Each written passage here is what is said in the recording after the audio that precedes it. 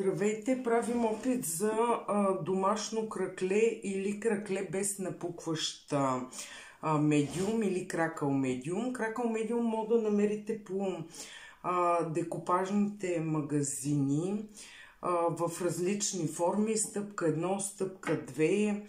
Това е така нареченото двуфазно кракле.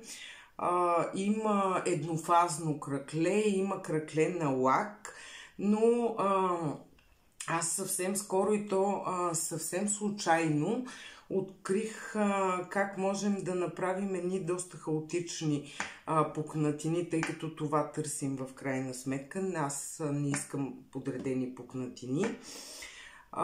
И съвсем случайно при залепването на едни модове ми беше свършило секундното лепило, затова се наложи да използвам C200.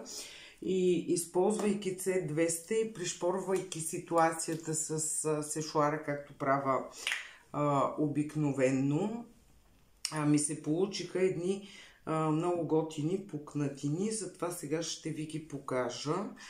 Не съм нанасяла предварително пласт боя, защото не искам да нанасям такъв.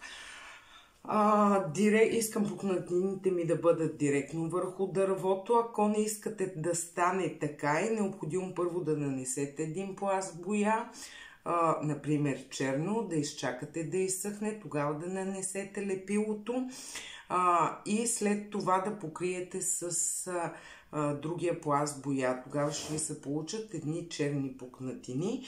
Нашите пукнатини ще бъдат с цвета на дървото, както и искам да бъдат в случая.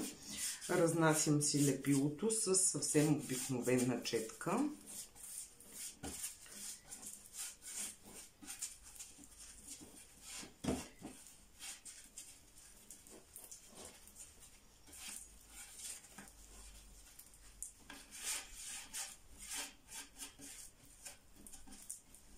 Виждате, че съм сложила доста лепило.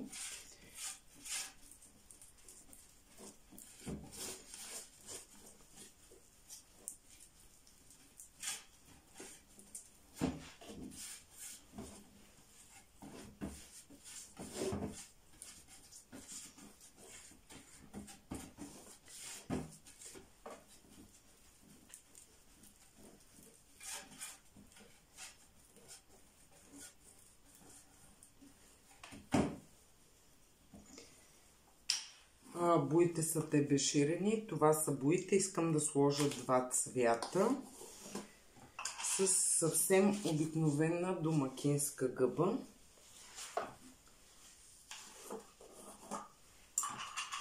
Там, където сте нанесли повече боя, ще ви се получат по-сериозни пукнатини. Това успях да открия.